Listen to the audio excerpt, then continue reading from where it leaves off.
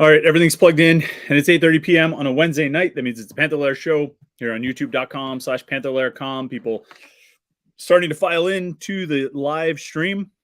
I just rushed in from outside, so hope everything's plugged in and turned the way it's hopefully everything is turned on and plugged in the way it's supposed to be. Regular Wednesday night in the middle of official visits. Pitt had a big official visit last weekend. They got another one coming up this weekend, so there's plenty to discuss here. We'll bring in our friend Jim Hammett from Panther-Lair.com in a moment to get the conversation going. Of course, you can post your comments and questions in the chat screen over there. And whatever you want to ask about football, basketball, recruiting. Of course, the best place to go for info on Pitt football, basketball, and recruiting is Panther-Lair.com. It's Panther-Lair.com, Pittsburgh.rivals.com. The most comprehensive source of Pitt sports news on the internet. That's what we always say, Panther-Lair.com, Pittsburgh.rivals.com. And, of course, the YouTube channel here, youtube.com/Panther-Lair.com. You can click the like button and subscribe to our YouTube channel, youtube.com/Panther-Lair.com, and to never miss any of our video content here on YouTube. So you should definitely do that. Like the video and subscribe to the YouTube channel. People are filing with comments and questions already. Let's bring in someone. I don't even have my headphones plugged in, so I won't even hear what he's saying. Once I bring him in, this is the wrong set of headphones. There it is. So what happens when I'm rushing around at the end of the day? Well, maybe I can hear him anyway. But let's bring him in. It's Jim Hammett from Panther-Lair.com. Jim, I might be able to hear you, or we might get tremendous feedback once you start speaking. But how are you tonight, Jim? I'm doing well. How are you? Can you hear me? Something really smart. Oh, no. Now I can't hear him.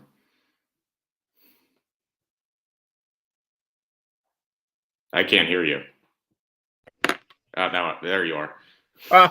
So I just left myself muted for the first 2 minutes of this video. That's really good. That's really, like, I find you could have texted me or something, Jim. Like, did you send me a text like, "Hey, idiot"? No, I heard the introduction, then you started messing around with the wires. Oh, really? Oh, okay. So I talked for a while. When did I stop? What was the last thing you heard me say, Jim? Let's bring on Jim. Oh, okay. Which was pretty good. I mean, I appeared on the screen, so it looked right.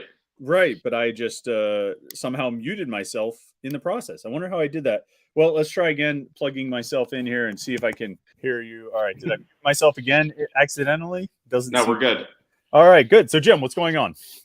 Nothing. I found it to be a frustrating week. I sat in traffic on Monday. Yeah. The Pittsburgh Pirates can't beat the Oakland Athletics, but nope.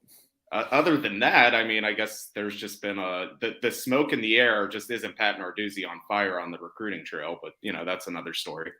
I was going to ask about the smoke in the air. I mean, is Johnstown feeling the effect here? I mean, is there an issue there? Yeah, there's been a haze for about 3 days. Not like the New York City haze, but oh my God. Did you see photos from like Yankee Stadium? And yeah, it looks like an Instagram filter over top of it. It's funny. I actually thought the same thing. I was like, these photos are insane, but because we live in the era of Instagram, I'm like, wait, are people just putting filters on, or is this a photo from a movie? Because there was like Night of the Comet. People kept showing screenshots from Night of the Comet and saying that it was from that. But no, it seems like some of them are also very real, which is pretty insane to see. But Johnstown, things are just hazy. Is that the report there?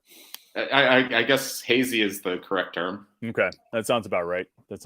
We the Mount Lebanon 10 and under blue team, which we haven't come up with a good name for our baseball team yet. The coach, since the kids couldn't come up with a name, the coaches came up with the Blue Tang Clan, and the kids all hate it, but they don't know why it's as awesome as it is. No, they don't. But we told them if they ever actually won a game, they could change the name of the team. And, of course, they actually won a game tonight. But we played. My point, what I'm getting to is we played in the haze. We were not dismayed by the wildfires in Canada. So, but either way, that stuff's crazy. Hopefully everything's good in Johnstown. I guess we start tonight, Jim, with the official visit weekend that was, right? Pitt had 14 guys on campus, 13 of them we've talked about publicly. Number 14 still sort of maintaining his code of omerta. Pitt got 5 commitments from the weekend. Is that right? And 3 have been announced. 2 are still outstanding. Am I right about that? Yeah, I think that catches us up, and that the third announced himself today. Then that was Mason Lindsay. So from that weekend, it was Mason Lindsay, Alan Bryant, and Davion Pritchard. So Davion Pritchard, right? 3 of the 5 have announced. We're still waiting on 2 more. I think we're expecting 1 this weekend, and the other one is to be determined. Yeah, it's really kind of up in the air. We're just sort of waiting. There's a lot of notifications turned on Twitter, I guess is what we would say, because that seems to be what we're waiting for. So the 3 new commitments, 2 of them, as you mentioned, I mean, the defensive backs, Alan Bryant from Florida, St. Thomas Aquinas, Davion Pritchard from Ohio. Is that where Pritchard is from? And I know you've talked to Pritchard. I think you talked to Bryant as well. Your thoughts on those two DBs? I think they kind of just, building off of last year's class, they kind of just seem to fit the same mold where they could either play cornerback or safety. They both have that 6'1" kind of bigger frame that Pitt likes. And, talking to both of them, and they kind of were sold on what Pitt is doing from the secondary standpoint. They both kind of cited that, Pitt's putting defensive backs in the NFL. Their system allows you to make plays. And I think Alan Bryan said something that's like, when you don't have to go to one specific spot, you could just play football. And that's really what I like about this. So, I mean, I think, they might not be the most highly rated defensive backs, but if there's any position on the field right now for Pitt, I mean, I think it's secondary where you kind of just trust them, right?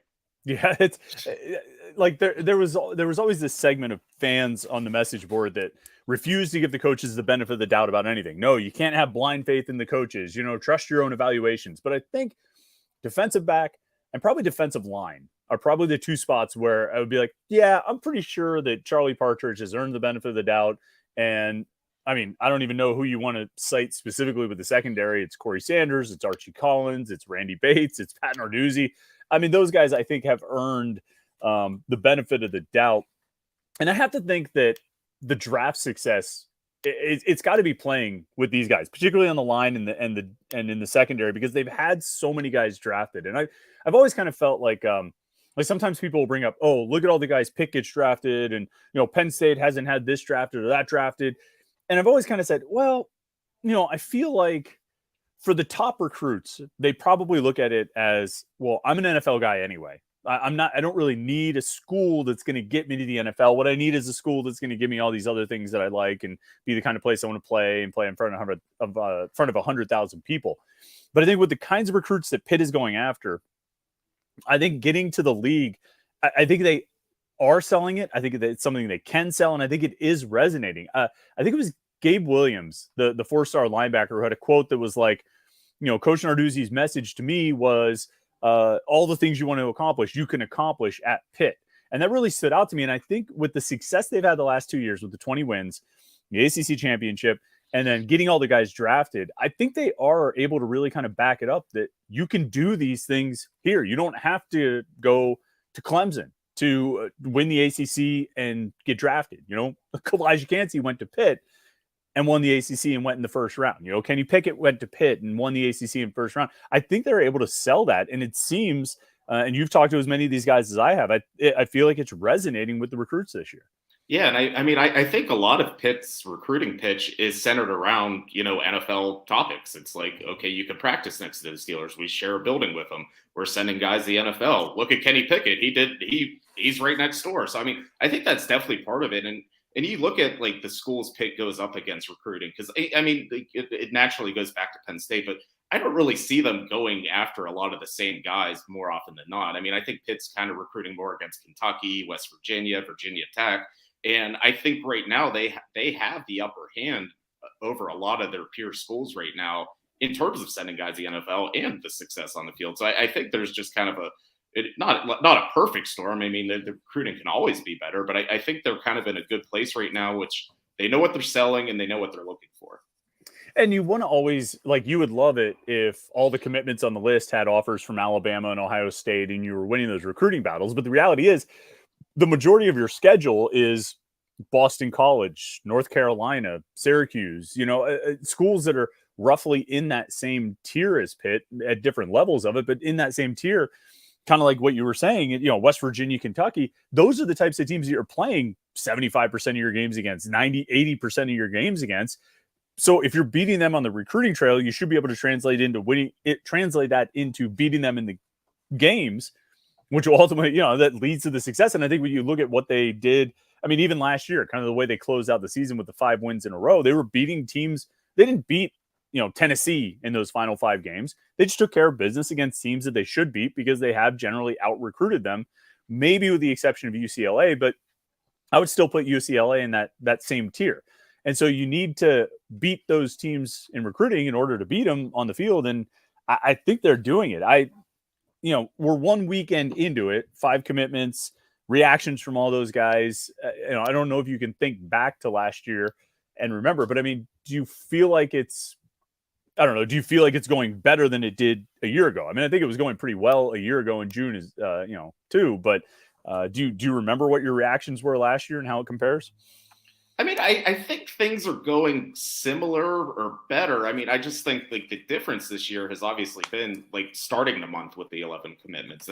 That's just new to what Pitt has been doing. But I mean, I think they've kind of have this whole thing down to a science, and not every school really adopted the whole like let's bring in 30 kids every weekend in June. Like Pitt was one of the first schools doing that, and you see more and more doing it. I think West Virginia, our friend Keenan Cummings, he posted an update. They have like 19 guys visiting. And but other schools weren't doing that. Pitt was doing that the second they were allowed to start hosting June official visits. So I think by now they kind of have it crafted down to a science. They can bring in this many kids. They know what they can do. They kind of know how to play their cards because you have maybe 3 or 4 guys going for 1 or 2 spots. So you kind of have to have a little checks and balances in there. So I just think right now they have a good approach in June, and they just kind of know this is what we can do. These are the spots we have. And, the bulk of our class is going to happen in the next 3 weeks. And they seem, and it's not necessarily new, but they've mastered the official visits. I mean, everybody comes out of official visits with good, positive reactions, but I feel like they've done a great job. And it goes back, I always remember like December of 2015, when guys like Phil Campbell and I think Justin Morgan visited that weekend, and, Brandon Ford was here, but they made this like early killing. Juwan Winfrey. Do you remember Juwan Winfrey? He was a 4-star JUCO receiver. I think he had gone to Maryland and gotten kicked out or had an issue, and he was a junior college, but Pitt got a commitment from him that weekend. And I think they've always, Narduzzi likes to throw out a stat that they're like 83% of the guys that they bring in on official visits that they actually want, they end up getting. I can't fact check him because he could, flub the numbers on who they actually want, that whole thing with the semantics, but they do have a pretty high success rate. I think they've gotten it down pretty well. And I talked about this earlier this week on the Morning Pit that, you heard Jeff Capel say it this year a lot of how important it was to get guys to campus, that they struggled during the COVID year because they couldn't bring recruits in for visits. And that more often than not, when they bring guys in for visits and they bring their families in for visits, everyone's sort of impressed and blown away, like it kind of surprised by what Pittsburgh is, what Oakland is, what Pitt is. And so they're able to, it makes a big difference getting that in-person, that in-person experience. And I think the football staff has done really well with that as well. And I think that's why you're seeing, you saw that Father's Day massacre in the summer of 2018, and it just got year after year, these big kind of blowout official visit weekends.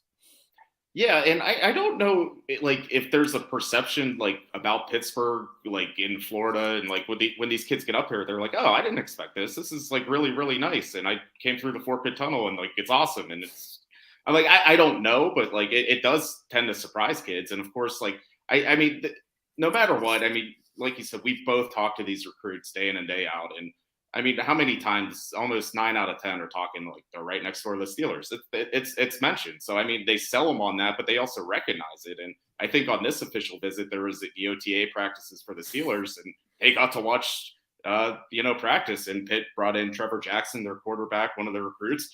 Oh, Kenny Pickett just happened to be standing there to take a picture for him. So they really know how to benefit off the Steelers. And Mike Tomlin's seemingly a Pitt fan and has a great working relationship with Pat Narduzzi. So they kind of just, they let it happen. So I think Pitt really benefits from it. It was convenient to have the OTAs. I forget if that's happened in the past, but I mean, you're right, because you can send them all the pictures you want. You can tell them we practice right next to the Steelers. We do this, we do that.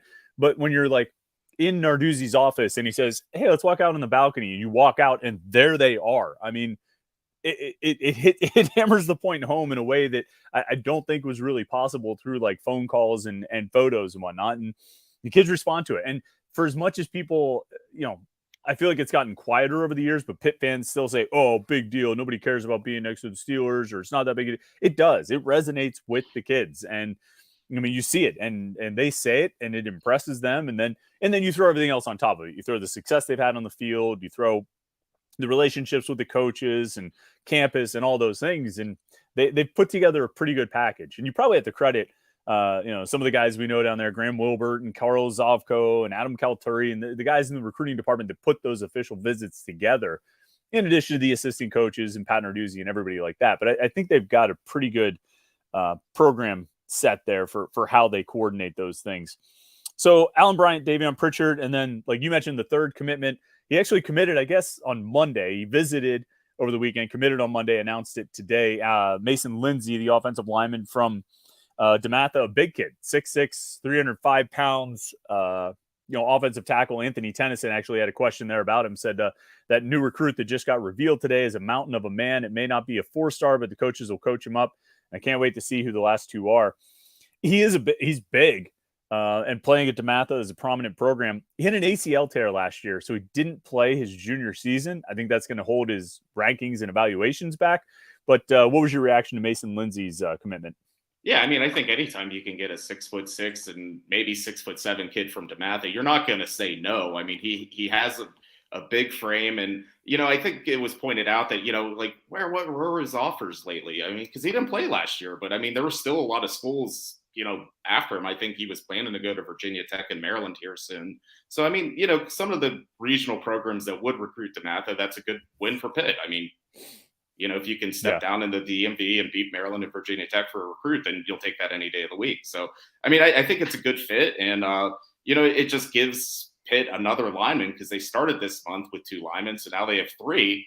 And, I mean, at this point, you have to be thinking, all right, they're probably getting close to wrapping up here.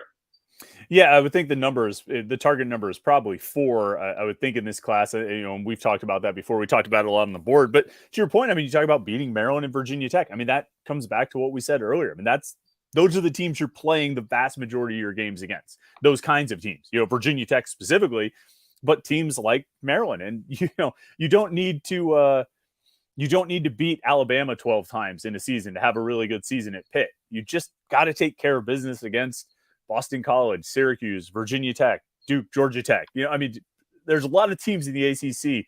Basically, everybody other than Clemson and maybe Florida State, maybe Miami, that you should probably beat 8 times out of 10, 9 times out of 10.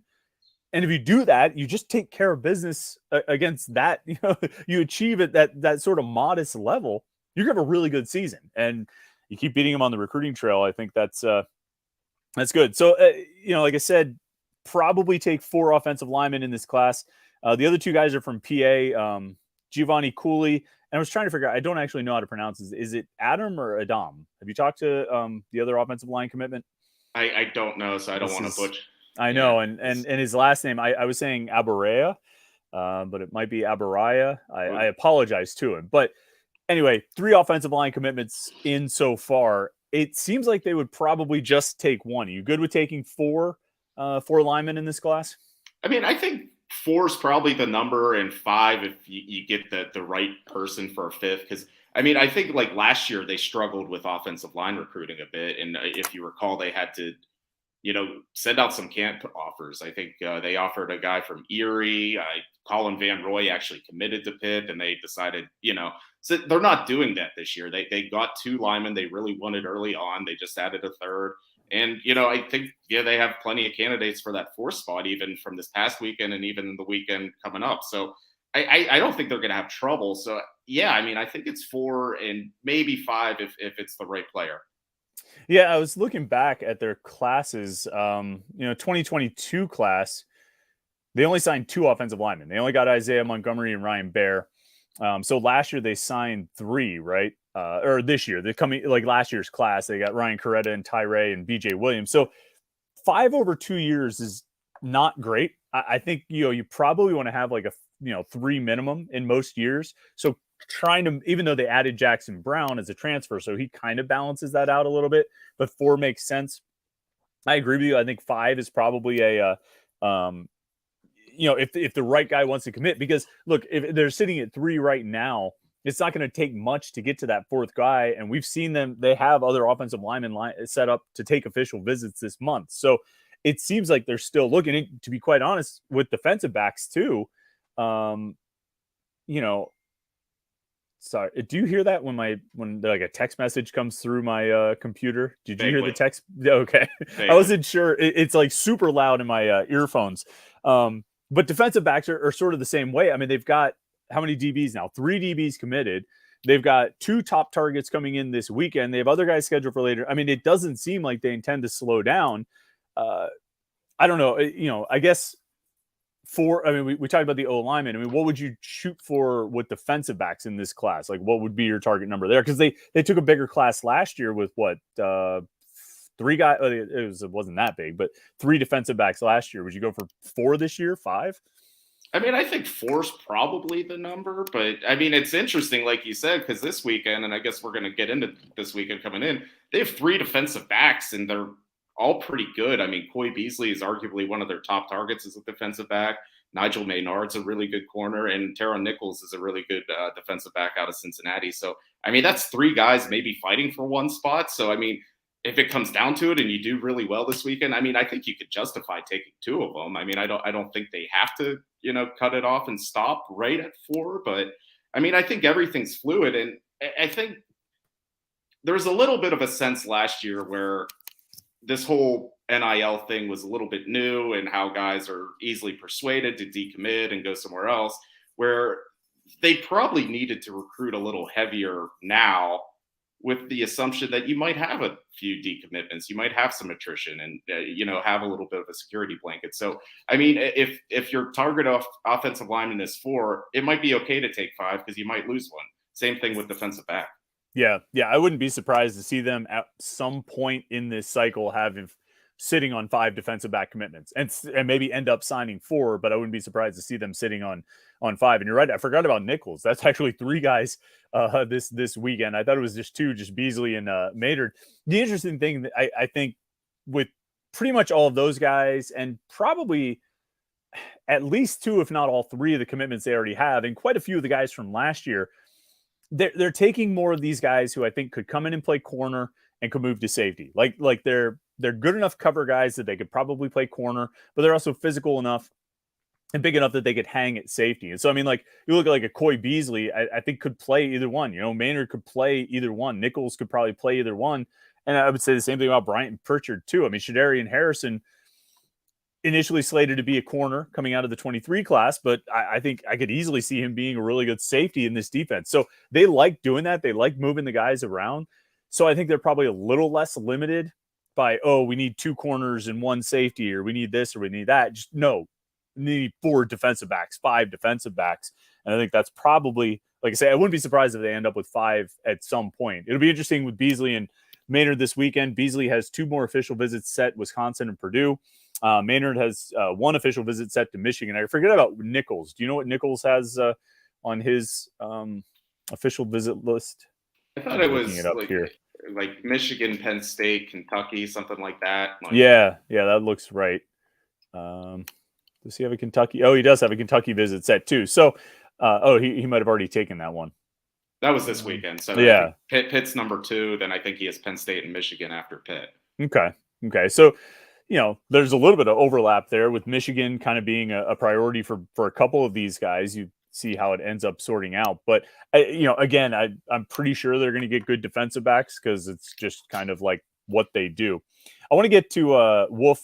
No, who do I want to get to? WG Runyon gave us a little super sticker there as a super chatter. I don't know if he has a comment in there, but I appreciate it. Thanks for doing it. Of course, you want to be a super chatter, you can use a little $sign at the bottom of the comment section. You want to make sure we get to your comments, so you can chime in there. Let's get a couple more comments and questions in here. So we're kind of talking about this weekend coming up. Coaster King says over under 3 commitments from this upcoming weekend official visits. So there's about 13 guys. I don't think our list is exactly right, Jim. We're going to have to do some editing, but let's say roughly around a dozen. 4 of the guys who are coming in this weekend are already committed to Pitt. So I think that's going to, now saying this with the caveat that last week we were absolutely certain that they would get less than 5 commitments, or we set the over under at 5. And I think we both took the under on it, or I did at least. I forget what you took. And they ended up with 5 commitments. So I'm going to say going into this weekend, they probably won't get as many and probably will be wrong. What do you think in just numbers wise? We'll talk about guys specifically in a second, but numbers wise, what do you think for commitments this weekend? I mean, if the line he's giving me is 3, I could see them going over 3 this weekend. I mean, there are candidates for sure. I mean, there's definitely some higher end prospects coming in, like Yasin Willis from the running back from New Jersey. I mean, you're not going to get him to commit this weekend probably, but you can make a good impression. I mean, I think a good candidate, and he's someone you unearthed the other day, was Cameron Montero from Massachusetts. He's a pretty interesting player because he kind of reminds me of, like, not the same level of prospect, but Tyler Boyd, where that he's a quarterback in high school, but he's going to play receiver in college. But you just watch him with the ball in his hands, and he just makes things happen. So, I mean, I could see him as a player they really try to make a push for this weekend. So, again, whenever you have 12 or 13 guys coming in, 4 committed, it might make for a little bit less of an interesting weekend. But again, last weekend, I don't know what we were expecting, and they ended up with 5. So yeah, exactly. It didn't go according to plan. It's interesting. There's 2 guys named Cameron visiting this weekend. Cameron Montero, as you mentioned, from Massachusetts, and then Cameron Lindsay, the 4-star linebacker from Aliquippa. Both of these guys only have 2 official visits scheduled. Both of these guys already took their other official visit last weekend. Montero went to Virginia, and Lindsay went to West Virginia. And now they're taking their second and, I mean, as far as I know, presumably final official visits to Pitt this weekend. I'm with you on Montero. I think there's a real chance that Pitt lands him. I'm guessing Lindsay will end up, doing something maybe a little bit later as far as an announcement. Do you have any read on Cameron Lindsay, though, and where Pitt stands? I mean, it's looking like sort of a classic, or what's become a classic over the last 10 years, Pitt, West Virginia battle for an Aliquippa kid. Do you have any read on Cameron Lindsay? I mean, that's how it seems. And, his recruitment has kind of gone up and down, where there are times where I thought Pitt was doing really well with him and he might be leaning that way. Then, a couple months pass and it's like, oh, no, he's kind of feeling West Virginia. He's kind of looking at his other offers. So I think lately, I think he came back in the spring, and I think he kind of looked at it more from not so much a hometown perspective, but really kind of studied what Pitt does defensively. I think some of his comments were more geared towards, I can see myself in this defense. I know what they're doing. I understand all 3 linebacker spots. So I think they're really going to sell him on that this weekend. And I think, there's a chance. I mean, there's so many connections from Pitt and Aliquippa, and obviously there's a lot of connections to West Virginia and Aliquippa. So it is going to be that kind of battle. But I think Pitt can really, if they really, really want to make a push for him, and, with a WPIAL 4-star in town, and, we could talk a little bit about how they haven't really done so well with those lately. I think when they have an opportunity to strike here, I think they have a decent chance. It would be really interesting if they could land him. I mean, they've got Davin Bruton already committed. Gabe Williams, we've talked about him a lot on the message boards, 4-star guy who had a great visit last weekend and seems to be rising as, favoring Pitt and maybe even Pitt being the favorite there. Reggie Powers had a really good visit last weekend. If they were to get, Bruton, who they already have, if they were to add Lindsay and maybe Williams or Powers or some combination thereof, if they end up with 3 or 4 linebackers in this class, which I don't think is out of the range of possibility, given that they signed a bigger class last year, but that was the first one in a couple of years. And so they probably need to keep reloading those numbers. I mean, I think you're looking at the potential, and a couple of things have to fall in their favor, but I think you're looking at potential for one of the better linebacker classes we've seen here in a few years. I mean, obviously the class with Bengali Kamara and Solomon DeShields was really good, but that was just 2 guys. It wasn't maybe as many as this class is looking like it might end up being. I mean, this, I don't know. Are you getting that sense too, that they could be in like lining themselves up for a really good linebacker class? Yeah, I think so as well. And I think part of it is they kind of do need the numbers, even after signing 3 last year, because you look, Brandon George and Shane Simon are done after this year. Bengali Kamara is listed as the senior. He would have the option to come back next year, but he could have a big season. Then kind of after that, you're you have a few guys that you could probably potentially say they might be transfer candidates, then a bunch of true freshmen. So at a certain point, I think they do need to kind of restock the linebacker room a little bit. So, I mean, yeah, with Bruton already committed and, a couple guys visiting last week, a couple more visiting this week, I mean, I think they could really justify taking 3, maybe 4 linebackers again. Well, and Brandon George could come back. He could technically come back as a super senior because he never redshirted. So he ended up redshirting last year. So he'll be a redshirt senior this year. So in theory, he could come back. But conversely, and I think we've talked about this, I don't think it's out of the realm of possibility at all that Solomon DeShields in his first year as a starter has a really good year and, decides to go with Bengali Kamara. I mean, both of those guys could come back another year, but I mean, I'm not, as I sit here on June 7th, I'm not expecting Bengali Kamara to be back next season. I'm sort of counting on a big season from him and going to the NFL. And I think it's not out of the realm of possibility that DeShields goes as well. And if that were to happen, even if you bring back George, you've got Aiden Henningham and Brandon George, and then all guys who are currently freshmen or redshirt freshmen or high school seniors. And so a bigger class, I mean, you're going to need it just to make the numbers work. You know who can really help you make your own personal numbers work, Jim? Chris Gates. Our guy, Chris Gates. We got this down now. Chris really appreciated our talk last week about how much he could help Blake Hinson lose 15 pounds. So I don't know if he's going to appreciate that segue as much, but Pitt fans who are interested in health, nutrition, and wellness, lifestyle, fitness, need to check out what Chris is doing.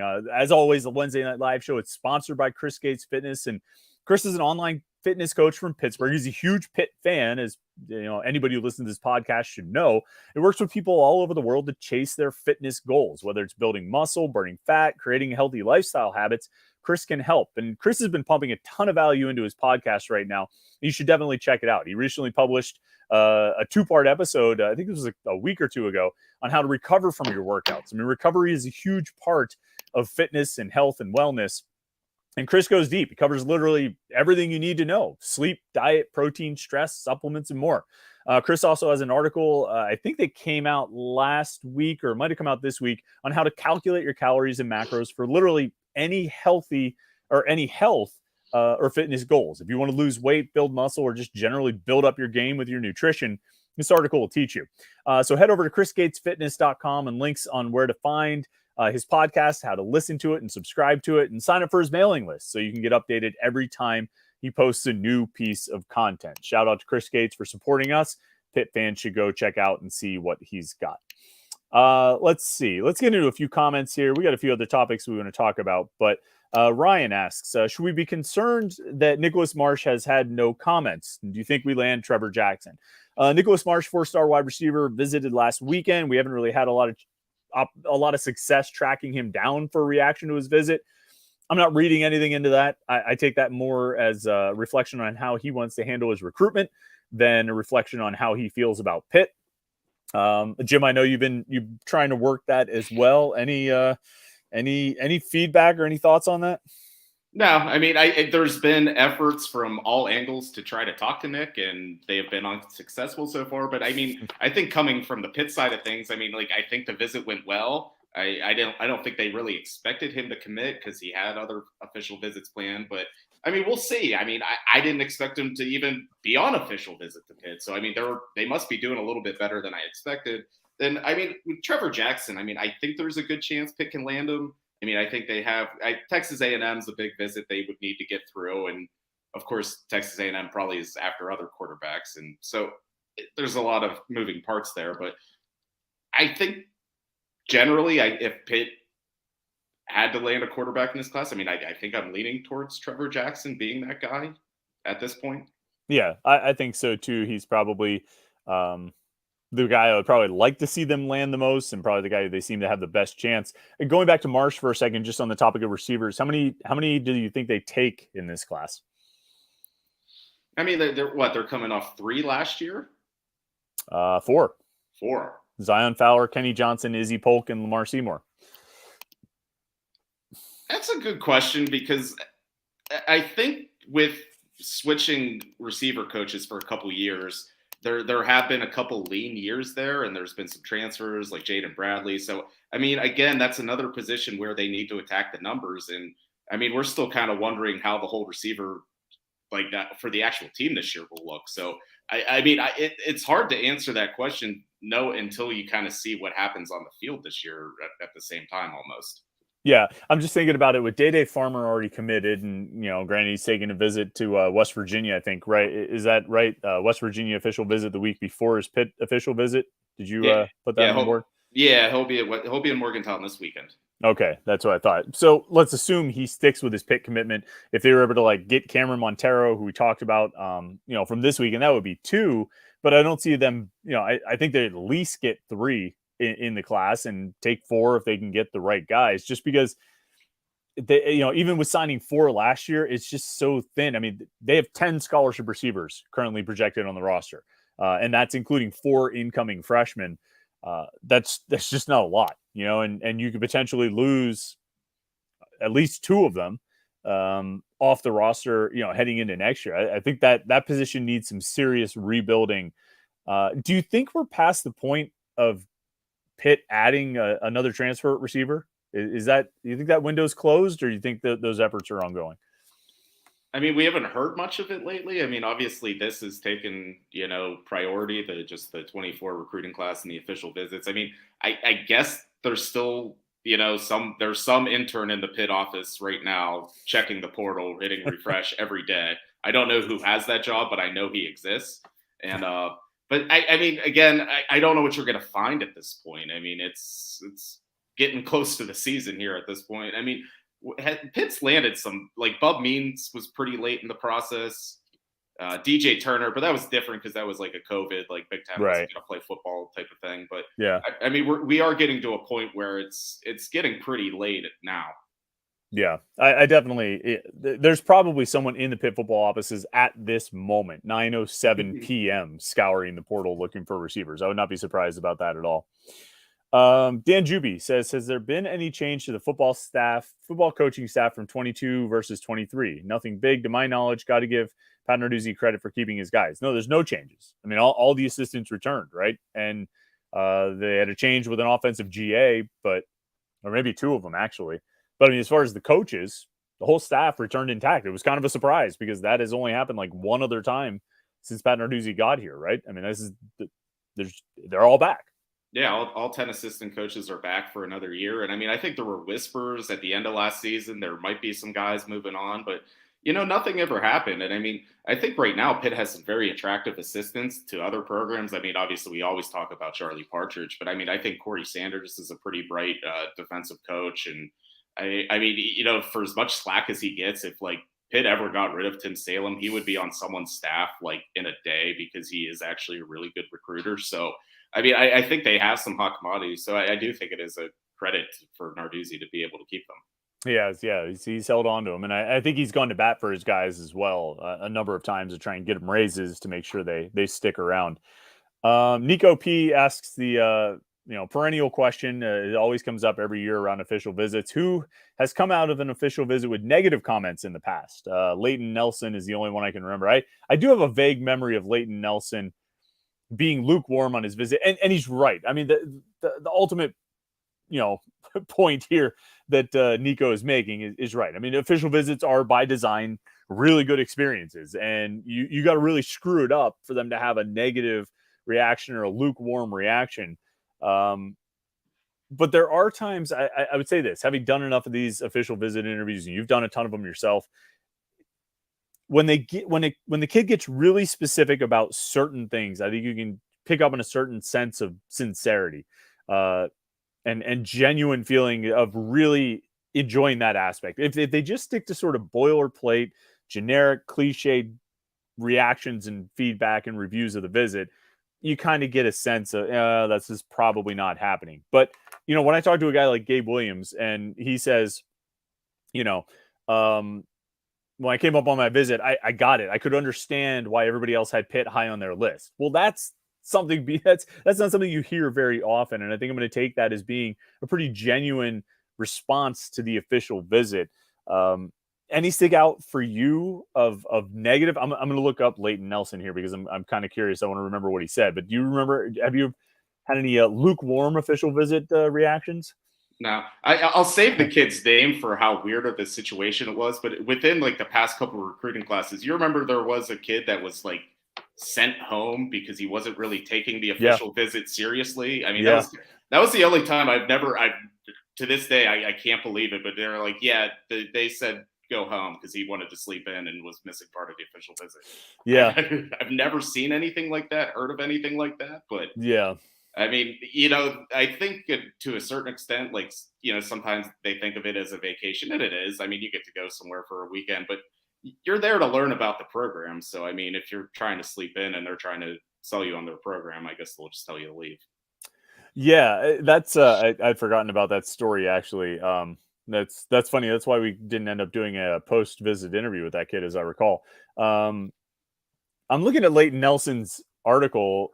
Maybe the most interesting he has that he got stuck in an elevator with Matt Gonsalves during his official visit. He said they did the math and there was about 1,400 pounds, or they were 1,400 pounds under the weight limit for the elevator, so they were fine, even though there were like 8 people in the elevator, including 2 big offensive linemen. So, but that's about all that he had to say. He ended up going to Vanderbilt. I don't know if he ended up playing or not. That was 2 years ago, but yeah, I hadn't remembered anything about Leighton Nelson. So. It doesn't happen very often. You don't really get lukewarm reviews, but that's what it's designed to do. It's designed to be a great experience. Wolf HD Pitt says Pitt always tends to find sleepers in their recruiting classes. Who's your pick for last year's sleeper / the next 3-star to break out? I picked Shadarian Harrison. I mean, I've been high on Shadarian Harrison, forever and a day. I think he's going to be a stud. I mean, Pitt's class last year was all 3 stars. So, you pick whoever you want to pick out of this group. Jordan Bass was a 3-star. Jesse Anderson was a 3-star. Shadarian Harrison was a 3-star. Kenny Johnson was a 3-star. BJ Williams was a 3-star. I mean, I think all these guys are going to be really good. And some of them, I think Johnson has a chance to play as a freshman. I think Jordan Bass has a chance to play as a freshman. I think BJ Williams could be on the 2 deep as a freshman. I think Harrison, I mean, they're really loaded at corner, so it's going to be tough for him to get on the field, but he's going to be good enough to do it. Do you see a breakout candidate in there or even in the other, any other of the recent classes? I mean, to go to last year's class, I mean, because we talked about, I think there was certain guys you and I were both pretty high on, and you mentioned all of them right there, basically. But yes. I mean, to go like a little deeper into last year's class, a player I always really liked, and his senior year was cut a little short, was Rasheem Biles from Pickerington. Yeah. He was just a playmaker. I mean, he had I watched his huddle and he had 5 pick sixes as a junior. I mean, he just was all over the field, and, he played safety in high school, and obviously he's coming to Pitt to play linebacker. I just really think that athleticism is going to translate. So I think Rasheem Biles might be kind of a hidden gem in that class. All 3 of those linebackers are such athletes. I mean, Jordan Bass, Rasheem Biles, Braylon Lovelace. I mean, Lovelace and Bass were both offensive weapons, for their schools. And I mean, Bass to the point where, I think he legitimately believes he could play offense in college, and Lovelace was everything for Leechburg's offense. Bass has the one highlight where he takes a screen pass and goes 75 yards with it. And I'm like, linebackers aren't supposed to take a screen pass and go 75 yards, but he does. I mean, he was ridiculous as an offensive player. And like you mentioned, I mean, Biles was a great athlete playing safety. They've honed in on this type of guy. And you can go back to Kamara and DeShields. I mean, Kamara was a safety in high school. DeShields was a receiver, I mean, he played defense as well, but they've honed in on this type of athlete to play linebacker. And we talk about how they've tried to get this type of corner or that type of safety and, versatility, position flexibility between those groups. But I think they've found a type of linebacker that they really like for this defense. And not every guy they've signed has fit that mold, but most of them. I mean, Kyle Lewis, in the class before. I mean, Marquand Pope was a safety, so you're looking at the last 5 linebackers they signed. I don't know if any of them played linebacker in high school. They were all playing different positions, and most of them were playing either offensive skill position or safety or a combination of both. And, with this year, Davin Bruton, I mean, Bruton actually kind of breaks the mold. He's more of sort of a traditional middle linebacker. But when we look at Gabe Williams, I mean, he's big. He might grow into a defensive end, but they're projecting him to play the star linebacker.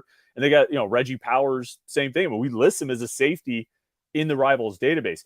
10 years from now, it's going to be really hard to figure out who the linebackers were that they signed, because we're going to look at class after class and there aren't going to be any linebackers listed because they're all listed as safeties or athletes or wide receivers. They found these types of guys. And on the topic of linebackers, I mean, I think Lovelace is a guy, I could see him being on the 2 deep this year. He really impressed the coaches during the spring. Bass is the guy that everybody's looking at and expecting big things from. I think Lovelace will play. I would be, I don't know how I want to say it. I don't know if I want to say that I'd be surprised if Lovelace redshirts, but to a certain extent, I guess I'll say it this way. I won't be surprised if Lovelace doesn't redshirt this year. That makes sense. I mean, yeah, at Pat Narduzzi's press conference at the spring game, someone was asked him, like, who was the best freshman during the spring? And he said Braylon Lovelace. And that's with in mind that Isaiah Neal was really impressing people. So that's pretty high praise. And I mean, I do think he's going to play this year. And I mean, I think he kind of got caught, like, he went to a single A school in the Whitfield and not one that's known to produce talent. I mean, maybe if he played for North Allegheny or Gateway or Woodland Hills, his recruitment might have been a little bit higher profile. Yeah, if he went to Central, you know what I mean? If he went to Central and played there, you're right. General So's Chicken has 2 comments here, so I can't show both at the same time. General So's Chicken says, I've been doing a lot of research on Phil, watched all his previous coaches, interviews on him. Seems like his problem at Notre Dame is he couldn't learn the system. He has all the athletic ability. His former coach said he was pre-algebra when the rest of the quarterbacks were advanced algebra. If he can get together with good decision-making, this could be a great year. I didn't see any of those interviews. I didn't really go back and watch Notre Dame interviews. I think that, I don't know if he had trouble learning Notre Dame's system, but he could run Boston College's system. When he had Frank Cignetti as his offensive coordinator, he could run the system there. And I think whatever hope Pitt fans are pinning on this season or pinning on Djokovic heading into this season, and probably whatever hope the coaches are pinning on him, a lot of it revolves around him knowing the system, being able to run the system, and being able to operate, knowing what Cignetti likes to do and Cignetti knowing what he likes to do. I think that's a big part of, if there's any confidence at all, I think a big part of it comes from that. Yeah, and it's not like Notre Dame's known for having like a sophisticated, like advanced offensive passing system. So maybe that's nothing against Phil. I mean, maybe Notre Dame needed to switch a few things around. They've had some success, but it's not like they're known for their offensive air raid attack or anything. Yeah, I don't. I mean, so I'm not putting too much stock into this. Tommy Reese just being really tough. I have this great tweet. I screenshotted it. Tommy Reese just tweeted the word Tommy. I'll have to send it to you sometime. It's great. It just I saved it because I was like, there's a handful of great tweets that I've just held on to over the years. I don't know if I can find the Tommy Reese Tommy. I mean, there have just been some good ones over the years that I'm like, I just want to hold on to this because you never know when it might be relevant to bring out. There was one time, I don't know, I'm not going to get into looking for Twitter things right now. Let's scroll on. Coaster King says, how confident should we be in Pitt landing Gabe Williams? 4-star linebacker Gabe Williams, top 30 outside linebacker prospect in the country, or top 15, somewhere around there. I mean, I think Pitt's the favorite, but he's going to take an official visit this weekend, or at least he intends to Virginia Tech, and we'll see what comes out of that. I think Pitt's got a great chance. And, we talked about it a little bit earlier about the linebacker class and how good it could be. If they can get Gabe Williams and then maybe one other guy or 2 other guys to go with Williams and Davin Bruton, it would be a huge linebacker class. I know I've talked to him for the most part, but do you have any thoughts on Gabe Williams? Yeah, I mean, I'm just in agreement. I mean, I think Pitt's in a good spot. I think he kind of sometimes you might know you want to commit somewhere on the first visit, but you just want to see the second one just to make sure of yourself. I think last year that happened with Ryan Coretta. I think he really liked Pitt, but he just, he wanted to see Michigan State, and he ended up at Pitt. So, I mean, I think there's a few players from that first weekend that could ultimately end up at Pitt, but they just want to see something else before they really make that decision. Yeah, I think that's a good point. Nico P asks, what's up with Brian Robinson not taking an official? He was always at practices. Yeah, he was at practices a million times. I don't know if he's going to take an official visit or not. I don't know if he's scheduled all his visits for the month of June. He hasn't scheduled a Pitt visit yet, but I don't know. He's so hit or miss on communication. it was sort of one of those things where I would, for people who don't know Brian Robinson, 4-star outside linebacker, defensive end prospect from Ohio. It was literally the kind of thing where every time I looked up at practice this spring, there was Brian Robinson. And he's not hard. I mean, he's hard to miss because he's like a giant dude. I mean, he's, huge. He looks like he could step on the field right now. He's one of the best prospects in the region and probably one of the best prospects in the country. I think he took an official visit to Michigan, I think was the word. But to me, it's going to be one of those things where when he shows up, he shows up. You know what I mean? That's kind of how I am. And I think even last spring he was at every practice. And I think he came to a couple games in the fall. So someone asked this on the board the other day. And I said, if he can get out of June without committing, that's good for Pitt because he will come to a couple games in the fall. Yeah. He will show up. So if they can survive him not taking an official visit in the summer and not committing, then that's good. But I mean, I think the overall sentiment is that Michigan's the favorite, but I don't, he hasn't committed there yet. So I guess it's just one to watch down the line a little bit. Yep. I found the Tommy Rees tweet. Can you, there it is. You see it? Yes.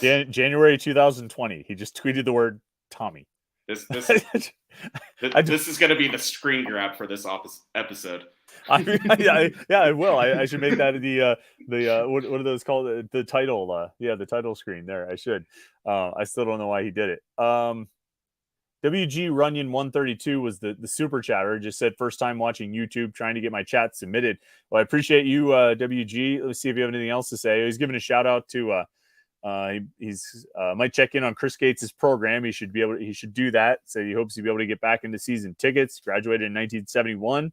Enjoy old memories and highlights. Yeah, I mean, go to games. Plenty of good tickets available. It's a good home schedule and should be a lot of fun. I don't know if he had anything else to say there, but let's scroll through, get as many of these comments and questions as we can. Swim Boyd says, how does the coaching staff handle a one-season quarterback? Obviously, you hope everything works out, but if things aren't, how much of a leash do you think Phil has?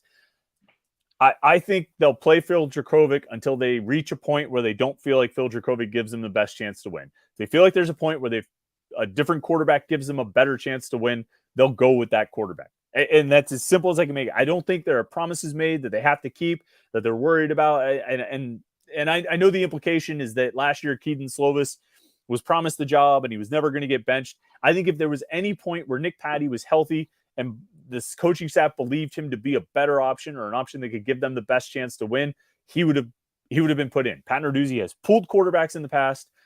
And I think if he felt like that was the best move for the team, that's what he would have done. And the Sun Bowl doesn't change my opinion about that at all. And I think it'll be the same thing with Dracovic this year. If Christian Veilleux becomes the better option, or Ty Diefenbach or Nate Yarnell or whoever, then that guy will play. And until that happens, Phil Dracovic will play. Yeah, I agree. And I mean, I don't know if there's like a certain qualifier that, makes Dracovic would go to the bench. I mean, a loss to Wofford, I guess, like maybe, but like, yeah. I mean, I think if he's running the offense and doing what they ask him to do, and they're having relative success and wins and losses, he's going to keep being the quarterback. I mean, it's unique this year as opposed to last year because Christian Veilleux is, everyone loves the backup quarterback, and this one has multiple years. Nick Patty was also a senior, so it was like, you're replacing the one senior for the other. So could the cries get louder for Veilleux if Drakovic's struggling? Probably, but again, I think the game plan is Phil plays the whole season. I would think so too. You mentioned Yassine Willis, the running back who's a 4-star running back visiting this week. Coaster King says his only other visit scheduled, I think, was Rutgers, and it was last week. Might be a path there unless he scheduled some more. I don't know if he's got anything else on the books. Do you have any? I think he was supposed to go to Michigan as well. Oh, okay, Michigan later in the month. Yeah. So okay. I mean, I think that's obviously the big hurdle, and obviously last week or a couple of days ago he was offered by Alabama. So I think that's something that is kind of in flux, and we'll see where he goes. But he's coming. He'll be in Pittsburgh tomorrow. So, I mean, that's all they can really ask for. Right. All right. Running just about 5 or 6 minutes left. Brock Madonnick's got a bunch of questions. Let's hit these quick. So, Jim, you take this. Was Mason Lindsay the Monday Pat signal, and what's taking so long for the other two Pat signals to announce? Rapid fire answer, yes, Mason Lindsay committed Monday. Okay. And any idea what's taking so long? Just waiting for the kids, right? I mean, that's all. Yeah, that's all there really is. Okay. Brock then asks, I read an article where Gabe Williams planned to announce his decision in July. If he were to announce in July, do you still like Pitt's chances? I do. And I wouldn't be surprised if he commits. I wouldn't be surprised if he commits sooner than that. But it's going to depend on probably how this Virginia Tech visit goes. I think that'll be the case. And then, Jim, one for you from Brock Madonic. Will we ever find out who the mystery visitor was last weekend? I think we will. I just don't know when I can say. Yes. Yeah. I think the answer to the question is yes. We will at some point find out who the mystery visitor was last weekend. Let's see. Mark Fetzko. Should Nate Santos return to Pitt? No. I mean, like if he can't find a better option. I guess, but at that point, he's still kind of running into he wasn't playing at all. Even whenever they were down to 7 healthy guys, Nate Santos wasn't getting into the game. So, and they've added a lot of perimeter options. So I don't really see. I think he probably needs to drop down to a smaller conference. Yeah, and especially since Fuel and Fuddle closed. I mean, you're looking at what reasons would he have to come back? I mean, that's not going to be playing time. Playing time is not going to happen. But you look around it. I mean, there's no more Fuel and Fuddle. Mad Mex closed. There's probably not as much appeal of coming back to Pitt. I was going to say, yeah, I know. Yeah, we spent enough time bemoaning that. But here, another thing that all the changes in Oakland have cost us is a potential Nate Santos return to Pitt basketball. I mean, what will they not take away, Let's see. Scrolling through. General So's Chicken. I love Pat Narduzzi calling into the fan and telling them what everybody else has been thinking for years. Why are West Virginia and Penn State guys on a Pitt radio show? What Pitt radio show are West Virginia and what Pitt radio show are West Virginia and Penn State guys on? Jim? Yeah, I don't know. I mean, I don't think the fan morning show is a specific Pitt show. It's just a Pittsburgh talk radio show. So, yeah, exactly. And yeah, I mean, pregame shows and stuff like that. I mean, Andrew Filipponi has done that. He's a Syracuse guy, but I mean, for the most part, the fan stuff, it's Hathorn and Cale Berger, who, yeah, they do a really good job. So And who's the co-host on the fan morning show now? I believe it is former Pitt All-American Doran Dickerson. Yeah, so I think hold on, Doran Dickerson actually had a tweet that I saw in passing tonight. Did you see this? Yeah, Doran broke some news, big news. Wait, why can't I find? Hold on, why can't I find Doran Dickerson's? Well, to break the suspense, Doran's tweet was that Bob Palko has accepted a job at Penn State as on their staff. I can't believe that. I never thought he would leave high school. I really, and I say, look, I have my Mount Lebanon hat on. He comes here, he leads us to an undefeated state championship season, and then I don't even think he coached the next year because that was 2 years ago. It was 21 when they won. Yeah. He coached this past season, right? He coached one more after the state championship and then retired after the season. I thought. Yeah. And now he's going to Penn State. Yeah, he said he stepped away from coaching, and it came out at the same time Central Catholic's job opened up, and everyone thought, Palko's going to go to Central Catholic, and that's right. That never happened. So It's interesting that he's leaving the high school game, but I mean, not much more to accomplish. I mean, that Mount Lebanon state championship was pretty awesome because they didn't really have a Division I player like a Power 5, anything like that, and they didn't have Power 5. They had some D1 players. Alex Teska went to Navy, and the receiver Eli Heidenreich went to somewhere in the MAC. But I mean, to your point though, what was always great about that Mount Lebanon championship run, and I said this when they played Central in the Whitfield title game, I was like, look, man, Central's going to be back here. They're going to be back because they're always back year after year. They just keep reloading. Like a school like Mount Lebanon, you have to build up to that, where you have that 1 year every 4 or 5 years where your seniors are all really good and they're your team leaders, and you have to build up to it like they did because they had like a trio, the receiver, the running back, the quarterback, of a trio of really good seniors that year, and they were able to ride it to the state championship. And so that's what made that fun and I think you see that in a lot of high school teams that, aren't private schools that can just sort of build their team every year. You have to build kind of over like a 4-year period to get yourself in that position. It was fun to see. And I mean, Bob was a great guy to do that. I don't know if has anything more come out about that. Has Doran said anything more? Has anyone said anything more about him or what he's going to be doing? I didn't see the actual role. I mean, old friend Johnny McGonigal confirmed that he is going to Penn State in some capacity. So I don't know. I mean, Pitt had 2 years ago they had Kasparovich on the staff, so I don't know if it'll be like an analyst role, something like that. But I mean, it's not uncommon for a high school coach to make the jump, and I mean, I don't think he's obviously not going to be one of the 10 full-time assistants. So I'm kind of interested to see what kind of role they have for him. Yeah, I guess the upside of not being a full-time assistant is you don't have to go on the road recruiting, which can eat up a whole lot of time. When you're an assistant coach. All right, last thing then, you give me a number for this weekend. What is your final prediction for commitments from this weekend's official visits? Of the 12 or so guys visiting, I think they will go right at 3. Right at 3. All right, sounds good. I'll go with that too, and we'll see if we undershoot it again. All right, Jim. Appreciate your time tonight. Appreciate everybody who tuned in for the video. Make sure you like this video and subscribe to our YouTube channel, and then head over to Panther-Lair.com. Get all the coverage on the message boards and on the visit weekend coming up. Football, basketball, recruiting. Panther-Lair.com. So thanks to everybody who tuned in. Watch the podcast later in the week, whatever it may be. We'll be back with another Morning Pitt tomorrow, whatever day tomorrow is, Thursday. And then, of course, we'll have another live show next Wednesday night at 8:30. So have a great week, and we will see you on the message boards at Panther-Lair.com.